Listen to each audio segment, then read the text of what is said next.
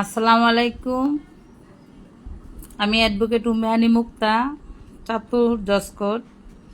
তো গতকালকে আমি এমসিকিউ পরীক্ষার্থী এবং রিটেন পরীক্ষার্থীদের জন্য ছোট্ট একটি লাইভ ভিডিও করেছিলাম।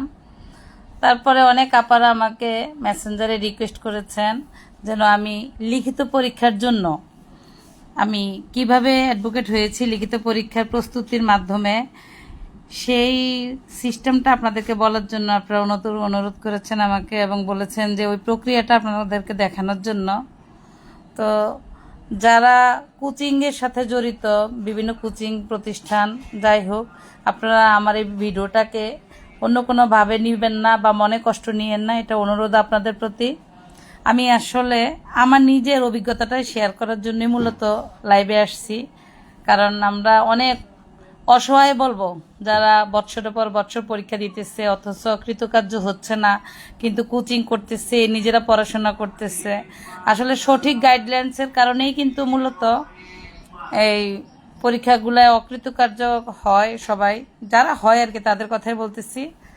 তো আমি দেখাচ্ছি কিভাবে আমি লিখিত পরীক্ষায় পাশ করেছি। আপনাকে লিখিত পরীক্ষা পাশ করার জন্য গতকালকে যে বললাম যে ধারা, আপনাকে সবার প্রথমে আপনাকে আগে ধারার প্রতি, এই যে নির্দিষ্ট যে ধারাগুলা, এগুলা সম্পর্কে আপনাকে আগে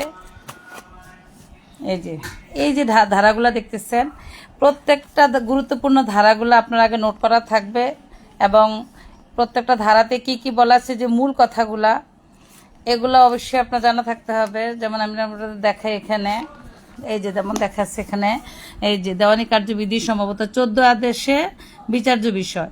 এখন যদি আপনাকে এই যে 14 আদেশ, হ্যাঁ, দেওয়ানি কার্যবিধি 14 আদেশে এই পয়েন্টটা হলো বিচার্য বিষয়। এখন এই বিচার্য বিষয়ে আপনার যদি এই যে প্রত্যেকটা পয়েন্ট সম্পর্কে আপনার ধারণা থাকে, যেমন 14 আদেশের এক বিধিতে কি বলা আছে, বিচার্য বিষয় গঠন, মূল কথাটা আমি লিখে রাখছি যে 15 দিনের মধ্যে, অতটুকু জানা থাকুক, তারপর বাকিটা আপনি বানাই লিখতে পারবেন। এখন যেমন 14 আদেশের 2 বিধিতে কি আছে, সংক্ষেপে আমি লিখে রাখছি। এই যে 14 আদেশের আপনার 3 বিধিতে কি আছে, 4 বিধিতে কি আছে। এখন যদি আপনাকে বলে যে 14 আদেশে বিচার্য বিষয় সম্পর্কে আপনাকে লিখতে বলে, তখন আপনি কি একটা ধারা দিবেন না, আপনাকে মোটামুটি এই যে এরকম একটা মানে মূল পয়েন্টগুলো লেখা থাকলে আপনি সুন্দরে অনায়াসে একটা বড় প্রশ্ন অ্যান্সার করতে পারবেন। আবার ইচ্ছা করলে আপনি টিক আসলেও দিতে পারবেন মূল কথাটা। তারপরে যেমন মনে করেন যে এই যে 17 আদেশ, এই যে মুলতবি, 17 আদেশের বিধান যদি আপনাকে মুলতবি সম্পর্কে একটা টিকা আসে, তাহলে আপনি কিভাবে দিবেন, একটা দেওয়ানি কার্যবিধি, তাহলে আপনার যদি মূল হেডিংটা লেখা থাকে, তাহলে প্রশ্ন যেখান থেকে আসুক আপনি কিন্তু দিতে পারবেন। হ্যাঁ, তো এটাই হলো কথা, যে আপনাকে ধারা সম্পর্কে আপনার জানা থাকতে হবে এবং ধারার যে মূল কথাটা সেটা অবশ্যই আপনাকে জানা থাকতে হবে। হ্যাঁ, তারপরে হলো, এটা আমি দেখাচ্ছি আপনাদেরকে, এই যে ডিএলআর, মানে কেস রেফারেন্স বলেন, অনেকে আমরা সংক্ষেপে ডিএলআরও বলি, হয়তো আমার বলে ভুলও থাকতে পারে। আমি করছি কি, এই যে ডিএলআর, দেখেন অবস্থা খুব খারাপ, এত লেখালেখি করছি এগুলোর উপরে, আমি দেখেন পুরান হয়ে গেছে আমার। এই যে দেখেন কত আঁকা কি করছি এগুলাতে, মানে বোঝানোর কোনো ভাষা নেই। আমি কিন্তু এই প্রত্যেকটা 7টা সাবজেক্টের উপর তো লিখিত পরীক্ষা, তো ডিএলআরগুলো আমি এমনভাবে সেট করছি যেন আমার যেখান থেকে প্রশ্ন আসুক আমি যেন এই ধারাগুলো অ্যাড করতে পারি। আমি দেখেন কয়টা ডিএলআর নিচ্ছি, 1টা 2টা 3টা 4টা 5টা নিচ্ছি। সুনির্দিষ্ট প্রতিকার আইনে আমি 5টা ডিএলআর আমি নিজে, মানে বিভিন্ন কোচিংয়ের আপনার মনে করেন যে কী বলে এটাকে, ওনাদের শিটের সাজেশনটা আমি এখানে নিচ্ছি। আবার অনেক গাইডের থেকেও আমি মানে যেটা আমার ভালো লাগছে ওটা সংগ্রহ করে আমি নিজে টাইপ করে এটা আমার নোট খাতে অ্যাড করে রাখছি পড়ার সুবিধার্থে আর কি। তারপরে দেখেন আমি তামাদি আইন, এই যে তামাদি আইন, তো তামাদি আইন আমি কয়টা নিচ্ছি দেখেন, এই যে 1টা 2টা 3টা 5টাই নিচ্ছি। আমি তামাদি আইনও আমি 5টা ডিএলআর নিচ্ছি, যেমন মনে করেন এই যে 5 ধারাটা নিচ্ছি, তারপর বিশেষ আইনের ক্ষেত্রেটা নিচ্ছি, আমার কাছে জরুরি মনে হয়েছিল এটা। তারপরে আপনার দেখেন আরও আছে এখানে, এই দেখেন, এরপরে এই যে ফৌজদারি কার্যবিধিতে আমি কি করছি, এই যে দেখেন ফৌজদারি কার্যবিধিতে আমি যেহেতু এটা বড় সাবজেক্ট, এটাতে আমি 1 2 3 4 5 6টা ডিএলআর আমি এটাতে অ্যাড করছি। যেখান থেকে প্রশ্ন আসুক যেন ইম্পর্টেন্ট, আমার কাছে 6টাই মনে হয়েছে, আমি 6টার উপরে ডিএলআর করছি। তারপরে আপনার দেখেন এখানে কেস রেফারেন্সগুলো আমি অ্যাড করছি, যেমন দণ্ডবিধি। হ্যাঁ, তো দণ্ডবিধিতে আমি কয়টা দিচ্ছি, একটা এই যে দেখেন এই যে কি বলে সাধারণ অভিপ্রায় দিয়ে করছি। তারপর আপনার অপরাধের ষড়যন্ত্র, এরপর হলো এই যে 139 ও 34 ধারা, এরপর হলো আত্মরক্ষার অধিকার, নরহত্যা, খুনের মধ্যে পার্থক্য। মানে মূল কথা হলো যে আমি এগুলোকে আবার নিয়ে কি করলাম কি আবার কম্পিউটার দোকানে গিয়ে টাইপ করে নিচ্ছি যাতে আমার পড়তে একটু সুবিধা হয় এর জন্য। তো এই হলো আপনার কেস রেফারেন্স। বড় সাবজেক্টগুলোতে আপনি 5-6টা নেবেন, যেগুলো খুবই গুরুত্বপূর্ণ আপনার মনে হবে আর কি। আর তারপরে এই যে দেখেন এইগুলো, আর হলো আমি কিভাবে লেখাপড়া করছি এই যে দেখাই। যদি আপনার মূলত প্রথমেই আগে আপনার এই ধারাগুলো সম্পর্কে আপনার আইডিয়া থাকে, তারপরে আপনি এই যে কেস রেফারেন্সগুলো যদি পড়েন আপনি, হ্যাঁ, তাহলে আপনার কি হলো ধারা সম্পর্কে অভিজ্ঞতা হয়ে গেল, কেস রেফারেন্স সম্পর্কে অভিজ্ঞতা হয়ে গেল। তখন আপনার যদি টিকা আসে অথবা বড় প্রশ্ন আসে, তাহলে যেখান থেকে প্রশ্ন আসুক আপনি যেন দিতে পারেন। হ্যাঁ, আর যদি মুসাবিদা আসে, প্রতিবার কিন্তু মুসাবিদা আসে না, তো গত বছর কিন্তু মুসাবিদা চলে আসছে। এখন মুসাবিদা যেহেতু আসছে, সেক্ষেত্রে আপনি করবেন কি, আমি কিভাবে নোট মানে পড়াশোনা করছি দেখায়। শুধু কেস রেফারেন্সগুলো আমি খালি লিখছি, দেখেন আমার শুধু কেস রেফারেন্সগুলো আমি লিখছি, আর অন্য কোনো পড়া আমার তখন দরকার ছিল না। কারণ যেহেতু আমি আগে এই ধারা সম্পর্কে আমার আইডিয়া হয়ে গেছে, আমি এগুলো সব আগে থেকে পড়ছি, জানছি, এবং এগুলো বিস্তারিত অবশ্য আমি একটা গাইড ফলো করছি। এটা একটা গাইড বললে ভুল হবে, 2-3টা গাইডে আমি ফলো করছি। তারপরে আমার কোচিংয়ের স্যারের শিটও আমি ফলো করছি, যার যেটা ভালো লাগছে ওইটাই নিচ্ছি আমি মূল পয়েন্টগুলা। আর আমার এই শিট যেহেতু, ওই শিটটা আমি ফলো করছি। তখন যখন 1 মাস এমসিকিউর সম্ভবত 28 দিন পরে কিন্তু লিখিত পরীক্ষা হয়ে গেছে, তখন কিন্তু আর বড় প্রশ্ন শিখার সময় নেই কারো। যারা নতুন এমসিকিউ দিবে, এমসিকিউর পরে যাদের রিটেন পরীক্ষা চলে আসবে, তাদের প্রস্তুতির সময় একেবারে কম। 28 দিনই কি আপনি লিখিত পরীক্ষার জন্য প্রস্তুতি করা সম্ভব? কোনো দিনও না। তো সেখানে তখন আমি করছি কি, এই যে লিখিত আমি শুধু কেস রেফারেন্সগুলো, এই যে দেখছেন শুধু কেস রেফারেন্স। তখন আমার আর লিখিত পরীক্ষার জন্য কোনো প্রশ্ন পড়বো ওই রকম কোনো প্রিপারেশনে আমার মাথায় তখন কাজ করতেছিল না। তখন আমি করলাম কি, এই শুধু কেস রেফারেন্সগুলো পড়তাম। আর হলো আপনার এই যে দেখেন সব কেস রেফারেন্স, শুধু কেস রেফারেন্স, অন্য কিছু না। এই যে শুধু কেস রেফারেন্স, এই যে দেখছেন সব কেস রেফারেন্স, আমি ওইভাবে পড়তাম। এই যে দেখেন, আর একটা হলো কি, আমি মুসাবিদা কিভাবে করে ওইটা একটু আমি দিছিলাম। এই যে আমি এই যে যাই দেখাতেছি সব কেস রেফারেন্স, এই জন্য আর দেখাতেছি না। আমার কেস রেফারেন্স মনে থাকতো কম, যার কারণে আমি শুধু পরীক্ষার রিটেন পরীক্ষার আগ মুহূর্তে কেস রেফারেন্সগুলো পড়ছি। আর হলো আপনার ক্ষেত্র বিশেষ মানে ক্ষেত্রগুলো পড়ছি আমি দেখাতেছি এখানে। এই যে দেখেন যেটা দেখাবে সব কেস রেফারেন্স, এই জন্য এগুলা দেখাতেছি না এতবার। আর মুসাবিদার ক্ষেত্রে যেটা, এই যে দেখেন এই যা দেখাবো সবই কেস রেফারেন্স। আমি আসলে কেস রেফারেন্স আর মুসাবিদাটাই শেষ মুহূর্তে পড়ার জন্য প্রস্তুতি নিচ্ছিলাম, কারণ আমার তখন আর অন্যান্য যে বৃত্তান্ত প্রশ্ন পড়বো, এই যে দেখেন তখন এই যে হলফনামা, মানে আমার তখন মুসাবিদার প্রতি আমি মনোযোগ দিয়ে ফেলছি। এই যে দেখছেন বরাবর লেখা, আমি শুধু তখন মানে মূল কথাটা জাস্ট আমি যেন এই যে মনে রাখতে পারি সেজন্য আর কি এটা। এই যে দেখেন কেস রেফারেন্সগুলো, এই মুসাবিদাটা আমি তখন শুধু নোট করছি, অন্য কিছু না। মুসাবিদাও খুব কম করছি, যেহেতু আমি কোর্ট প্র্যাকটিস করছি, আমার মুসাবিদা সম্পর্কে একটা মোটামুটি আইডিয়া আছে। বেশি কিন্তু মুসাবিদা আমি করি নাই, মানে জাস্ট প্রাথমিক ধারণাটা রাখছি যে যদি মুসাবিদা আসে বাই চান্স, তা আমি যেন দিয়ে আসতে পারি। তো এতগুলা মুসাবিদা আসছে, মানে অনেকের মানে কল্পনার বাইরে ছিল যে এত মুসাবিদা আসবে। মানুষ তো আমরা ভাবছি মুসাবিদাই আসবে না, কিন্তু দেখা গেছে যে মুসাবিদা চলে আসছে। তাহলে আপনাকে তো প্রস্তুতি নিতে হবে যে পরীক্ষা যদি বাই চান্স এগুলো আসে, তাহলে আপনি যেন ওই প্রস্তুতি অনুযায়ী আপনি দিয়ে আসতে পারেন। আরেকটা কথা হলো, আপনাকে ক্ষেত্রগুলা ভালো মতো জানা থাকতে হবে। যেমন লিখিত পরীক্ষায় আমাদের কিন্তু ক্ষেত্রগুলা থাকে, যেমন এখানে দেখেন আমি একটা বই নিয়ে আসছি। আপনার যেমন মৃত্যুকালীন ঘোষণা, তারপরে মৃত্যুকালীন ঘোষণায় যে 8টি ক্ষেত্র, সেই 8টি ক্ষেত্র আপনাকে ভালো মতো জানা থাকতে হবে। আমি এখানে একটা নতুন বই নিয়ে আসছি। বইয়ের নাম বলবো না আমি, আসলে আমি কারো বই প্রচারণার জন্য আসি নাই, শুধু আপনাদেরকে একটু দেখানোর জন্য আসছি, যেন আপনারা আমার কথাগুলো শুনে একটু উপকৃত হন, এতটুকু। আমি কোনো বই বা কোনো কোচিং সেন্টারের প্রচারণার জন্য মূলত আমি আজকে লাইভ করতেছি না, শুধু একটু আপনাদেরকে বোঝানোর জন্যই আসছি আমি। আপনাদের এই যে বইয়ের মধ্যে আছে না যে ক্ষেত্রগুলা, 8টি ক্ষেত্র, 4টি ক্ষেত্র, হ্যাঁ এগুলা ভালো মতো মনে রাখবেন। বা এই যে যেমন ধরেন যে আপিল এবং রিভিশনের পার্থক্য, সে এই যে সংজ্ঞাগত পার্থক্য, তারপর ধারাগত পার্থক্য, বিষয়গত পার্থক্য, এগুলা মনে রাখবেন। এই যে মানে এই যে মূল পয়েন্ট যেগুলো আছে এগুলা মনে রাখবেন। এ মনে রাখলে এবং একবার যদি এগুলা মনোযোগ থাকে, আপনার এটা সম্পর্কে যদি কোনো ধারণা আসে, তাহলে আপনি মনে করেন আপনার জন্য সহজ হয়ে যাবে আর কি পড়ার জন্য। আপনি অবশ্যই মূল পয়েন্ট আপনার মনে রাখতে হবে। এই যে আপিল ডিভিশনের পার্থক্য, হ্যাঁ এই যে আপিল ডিভিশনের পার্থক্য, এই যে এগুলো।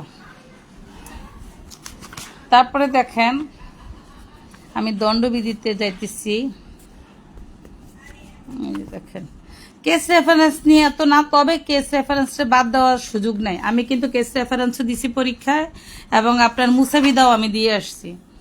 তো যেমন মনে করেন এই যে সম্পদ রক্ষা করার অধিকার, সেখানে এই যে দস্যুতা, রাত্রিবেলায় যে ঘর ভেঙে গৃহে প্রবেশ, এই যে মূল যে কথাগুলো আর কি, এই যে মূল কথাগুলো যেগুলো, ওগুলাই মূলত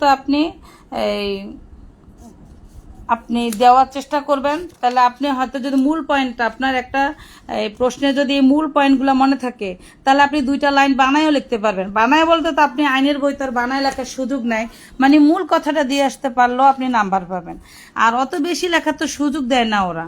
যেমন এই যে অপরাধমূলক নরহত্যা, হ্যাঁ, তো সেই নরহত্যার প্রশ্নটার মধ্যে আপনাকে করতে হবে কি, মূল যে কথাটা ওটা জানা থাকতে হবে। আর চেষ্টা করবেন একটা উদাহরণ দেওয়ার জন্য, এটা যে কোনো প্রশ্নই হোক। আপনি যদি একটা টিকাও দেন, সেই টিকার পরে যদি আপনি একটা উদাহরণ দিয়ে আসতে পারেন, তাহলে কিন্তু আপনি ভালো মার্ক পাবেন। হ্যাঁ, তো এই হলো কথা। আর আরেকটা কথা হলো যে আমরা অনেকে বলি যে আমরা মূল বই পড়বো কিনা, সবাই তো গাইড পড়ে, তাহলে আমার কি মূল বই পড়ার সময় মূল বই তাহলে কেন পড়বো? এই যে দেখেন আমার মূল বইয়ের অবস্থাটা দেখায়। আমি যে শুধু আমার নোটের ধারাগুলাই পড়েছি এরকম না, যে আমি যে শুধু এগুলাই পড়াশোনা করেছি তা না। আমি কিন্তু আমার নোট খাতার বাইরেও আমি আবার দেখেন এই যে মেন বই যে আমরা যে বলি যে চটি বই, সে চটি বইগুলারে আমি আবার সবগুলার একসাথ করে বাঁধাই করছিলাম। তো এই যে দেখেন এইভাবে পড়তাম, মানে বুঝা দেখছেন অবস্থা। আমি এই লিখিত পরীক্ষার সময় কিন্তু আমি যে প্রশ্নটা মনে হয়েছে, যেমন বিনা পরোয়ানায় গ্রেপ্তার, এটা অনেক জরুরি প্রশ্ন, মানে পয়েন্ট, তো সেটা থেকে তো প্রশ্ন অনেকগুলো আসবে। তো আমি তখন এগুলো খুব ভালো করে পড়তাম। এমসিকিউর জন্য পড়েছি, আবার আপনার লিখিত পরীক্ষার জন্য পড়েছি। আর আমি লাইভে নতুন না পুরাতন এগুলো বলবো না, আমার কথা হয়তো একটু স্লো হতে পারে, কারো কাছে একটু মনে হয় যে উনি বেশি কথা বলে, যে যা মনে করতে পারেন। কিন্তু যারা আমার কথাটা বুঝতেছেন এবং ফলো করবেন, আমি আশা করি 2-1জনের জন্য উপকার যদি হয়, তাহলেও আমার লাইভ করাটা সার্থক। যে এই যে ধারাগুলা যে মেন বইয়ের, এই ধারাগুলো আপনি মনে রাখবেন, গুরুত্বপূর্ণগুলো। ওই যে বললাম যে এই যে এখানে কিন্তু আমি গোল চিহ্ন দেই না, কেন দেই না, এগুলা কিন্তু তেমন একটা গুরুত্বপূর্ণ না, কিন্তু যেগুলো গুরুত্বপূর্ণ। এবং দেখেন এখানে 3জন রাইটার এই প্রশ্নটারে ওনারা গুরুত্ব দিচ্ছে, যার কারণে আমি 3বার এটা মার্কিং করছি। আবার যেটা একজন রাইটার মাত্র দিছে, ওটাকে আমি একটা চিহ্ন দিয়ে মার্কিং করে দিছি। তার মানে হলো আমার এটা গুরুত্বপূর্ণ বেশি, এটা আমার একটু কম গুরুত্বপূর্ণ। এইভাবে আমি মানে নিজের মতো করে আমি আবার এটা দেখেন, এটা অনেক রাইটার এটা করছে বেআইনিভাবে আটক ব্যক্তির জন্য তল্লাশি। তো এই প্রশ্নটার কয়েকজন রাইটারে কিন্তু এটাকে মার্কিং, দেখেন আমি এখানে একবার লাল চিহ্ন দিছি, এই যে 4-5জন রাইটার এইটারে গুরুত্ব দিছে এই ধারাটাকে। তখন আমি এটারে পুরাপুরি ভালো মতো পড়ছি, যে যদি আসলো প্রশ্নটা তাহলে যেন আমি দিয়ে আসতে পারি। তো এইভাবে এই যে দেখেন ফৌজদারি আমার অনেক প্রিয় সাবজেক্ট ছিল, যে ফৌজদারি সবগুলোই প্রিয় সাবজেক্ট, তবে এইটা বেশি, যেহেতু এটা বড় সাবজেক্ট, ফৌজদারিতে অনেকগুলা ধারা, তো যার কারণে এত ধারা তার মনে রাখা সম্ভব না। তখন এই যে গুরুত্বপূর্ণ ধারাগুলো আমি করছি মার্কিং করে। আবার দেখেন ফৌজদারিতে এমনও ধারা আছে যে আমি কোনো মার্কিংয়ে করি না, কারণ এটা গুরুত্বপূর্ণ না, এটা আমার ধরারে দরকার নেই। তো রিটেনের জন্য এবং এমসিকিউর জন্য এইভাবে পড়াশোনা করতে হবে। দেখছেন আমি কি করছি অবস্থা, এই ধারাগুলো আমার কেউ ভুল বোঝেন না যে উনি বইটারে কী করছে। বইয়ের প্রতি মায়া অবশ্যই আছে, তবে আমার বুঝার সুবিধার্থে আর কি আমি এভাবে আপনার মানে সিলেক্ট করে তারপরে আমি পড়াশোনা করছি। তো লিখিত পরীক্ষার জন্য আরেকটা কথা হলো যে আপনারা যখন প্রশ্নটা পড়বেন, তো সে প্রশ্ন এই যে দেখেন কীরকম সিস্টেম আসে। ইংরেজির প্রতি অবশ্যই আপনাদেরকে জানা থাকতে হবে, প্রাথমিক ধারণা অবশ্যই থাকতে হবে। যেমন দেখেন আমি এখানে একটা প্রশ্ন দেখাই, এটা সম্ভবত 2020 সালের একটা প্রশ্ন। হ্যাঁ, 2020 সালে লিখিত পরীক্ষার প্রশ্ন। তো দেখেন ওখানে লিখছে, এই যে দেখেন ইংরেজি পুরাটা, এই যে পুরাটা ইংরেজি প্রশ্ন দিয়ে ওনারা বললো কি যে এই ইংরেজি প্রশ্নের আলোকে ওনারা বললো যে এই মন্তব্যটি ব্যাখ্যা করুন। এখন আপনি যদি এই ইংরেজির অর্থটাই না জানেন, তাহলে আপনি কিভাবে লিখিত পরীক্ষাটার উত্তর দিবেন? আপনাকে তো এই লাইনটার সম্পর্কে বাংলা জানতে হবে, তাহলে না আপনি উত্তরটা দিয়ে আসতে পারবেন। সেজন্য আপনাকে মোটামুটি ইংরেজি সম্পর্কে আপনার ধারণা থাকতে হবে, ঠিক আছে? এই যে দেখেন প্রথম প্রশ্নটায় ওনারা করলো কি ইংরেজি দিয়ে দিছে। এখন ইংরেজি যদি দিয়ে দেয় এবং আপনি যদি এটার বাংলা না জানেন, তাহলে আপনি পরীক্ষার উত্তরটা দিবেন কিভাবে বলেন? আপনি এটা পারবেন না, আপনি আরেকটা প্রশ্নে যাবেন, সেখানে তো আপনাকে একই অবস্থা করছে, আরেকটা ইংরেজি দিয়ে রাখছে। তাহলে আপনি এইটা অ্যান্সার না করে যদি এই যে বলছে যে দুইটা প্রশ্নের উত্তর দেন, তাহলে আপনি এটা ইংরেজি এখান থেকে সরে চলে আসলেন, তা আবার এখানে আসলেন এখানেও ইংরেজি, তখন হয় আপনাকে এখানে অ্যান্সার করতে হবে, নাহলে এখানে করতে হবে। এখন আপনি যদি ইংরেজি না জানেন, তাহলে আপনি কিভাবে দিবেন? সবাই যে আমরা ইংরেজিতে একেবারে খুবই দক্ষ তা তো আর না। তো সেই জিনিসটা হলো, এজন্য বলতেছি যে আমরা রিটেন পরীক্ষার জন্য অবশ্যই ধারার প্রতি আমরা গুরুত্ব দিব। আমরা প্রত্যেকটা মানে গুরুত্বপূর্ণ ধারাগুলো যে ক্ষেত্রসমূহ, যেমন 8টি ক্ষেত্র, 4টি ক্ষেত্র, ওগুলোর প্রতি গুরুত্ব দিব। আমরা উদাহরণ প্রত্যেকটা টিকা, আমরা যদি টিকার প্রশ্নগুলো পড়ি, ওই টিকার মধ্যে আমরা উদাহরণ দেওয়ার চেষ্টা করব। এবং অবশ্যই যদি আমাদের জানা থাকে আমরা কেস রেফারেন্স দিব। আর যদি মুসাবিদা আসে, তাহলে যেন আমরা মুসাবিদা দিয়ে আসতে পারি। সেজন্য আমাদের ফৌজদারি, আপনার দেওয়ানি, এরকম আর কি, যে মুসাবিদাগুলা যেভাবেই আসুক আমরা যেন দিয়ে আসতে পারি। আর ইংরেজির প্রতি অবশ্যই আপনারা গুরুত্ব দিবেন। গ্রুপ স্টাডি কেমন হয় জানি না, গ্রুপ স্টাডি রিটেনের ক্ষেত্রে গ্রুপ স্টাডি না করে যদি আপনি নিজে মনোযোগ দিয়ে পড়াশোনার ব্যবস্থা করেন, আমি মনে করি ওটা আরও বেশি ভালো হয়। এমসিকিউতে আপনি গ্রুপ স্টাডি করতে পারেন, ওটা যত বেশি গ্রুপ স্টাডি করবেন আপনার জন্য ততই ভালো। আর লিখিত পরীক্ষাটা হলো আপনি যত লিখবেন আপনার ততই হাতের চর্চা হবে। আর আরেকটা কথা আমরা বলি যে আমরা যে লিখিত পরীক্ষায় যে আমরা কাগজটা যখন পাবো, তো আমরা এটা কি স্কেল করবো নাকি স্কেল করব না? আমি কিন্তু স্কেল করছি এবং যতটুকু পারছি 2-1 পৃষ্ঠা মনে আমি স্কেল ছাড়া রাখছি, বাকি সবগুলোতে আমি কিন্তু স্কেল করে আমি আপনার পরীক্ষার খাতাটা যতটুকু পারছি সুন্দর করে আমি দিয়ে আসছি। যদিও আমার লেখা অত সুন্দর হয় নাই, পচা লেখা, কিন্তু আপনার গুরুত্বপূর্ণ মৌলিক কথাগুলো যদি আপনার কাগজে কলমে থাকে, তাহলে অবশ্যই আপনি নাম্বার পাবেন। আর এই যে আমি আপনাদেরকে যে ধারার কথাগুলা বললাম, যে এই ধারাগুলা যদি এরকমভাবে আপনার কাছে মূল কথাগুলা যদি থাকে, তাহলে এগুলো বারবার পড়বেন, দেখবেন যে এমসিকিউর পরে দেখবেন যে আপনার লিখিত পরীক্ষা হয়ে গেছে। আমরা তো জানি যে 2.5 মাস পরে, সম্ভবত 2-2.5 মাস পরেই লিখিত পরীক্ষা হয়, কিন্তু গত বছর 28 দিন পরে সম্ভবত পরীক্ষাটা হয়ে গেছে। তো যদি এরকম হয় যে এত অল্প সময়ের মধ্যে আপনার লিখিত পরীক্ষা, তখন আপনি এত পড়া 28 দিনের ভিতরে বা 1 মাসের ভিতরে কিভাবে রেডি করবেন? সেজন্য আপনাকে আগেই সমস্ত ধারাগুলো এমসিকিউ পরীক্ষার আগে আপনাকে প্রত্যেকটা ধারা সম্পর্কে এরকম মানে যদি নিজের কাছে এরকম নোট করা থাকে বা যে কোনো একটা শিট যদি আপনি ফলো করেন, ওই শিটটা এমনভাবে পড়বেন যেন পরীক্ষার আগে আর আপনাকে এই শিটের কাছে আর না আসা লাগে। অন্য যেগুলো আপনার কম জানেন, আপনি যে সাবজেক্ট সম্পর্কে আপনার ধারণা কম বা যে ধারা সম্পর্কে আপনার ধারণা কম, সেই ধারাগুলো তখন শুধু বারবার পড়বেন। আর লিখিত পরীক্ষা, এমসিকিউ পরীক্ষা হয়ে গেলে লিখিত পরীক্ষার জন্য তখন শুধু কেস রেফারেন্স, মুসাবিদা, বিভিন্ন সমস্যাগুলোর সমাধান। এখন বিভিন্ন সমস্যার সমাধান আপনি কিভাবে দেখবেন?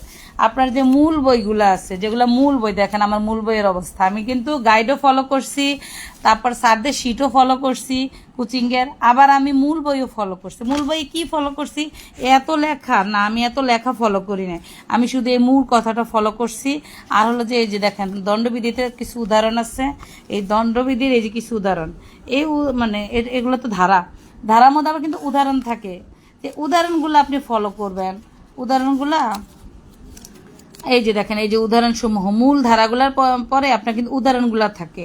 তো সেই উদাহরণগুলা যদি যে যেমন দেখেন, এই যে আমরা প্রশ্নের মধ্যে পড়ি না যে উদাহরণ আসছে, তখন এই যে দেখেন, এই যে ক চকে নিহত করার উদ্দেশ্যে তার প্রতি গুলি বর্ষণ করে, ফলে চয়ের মৃত্যু হয়। হ্যাঁ, ক খুন করেছে, এই প্রশ্নটাই আপনাকে তারা অন্য আঙ্গিকে ঘুরে দিয়ে আপনার কাছ থেকে জানতে চাইবে যে এটা কোন ধারায় বলা হয়েছে।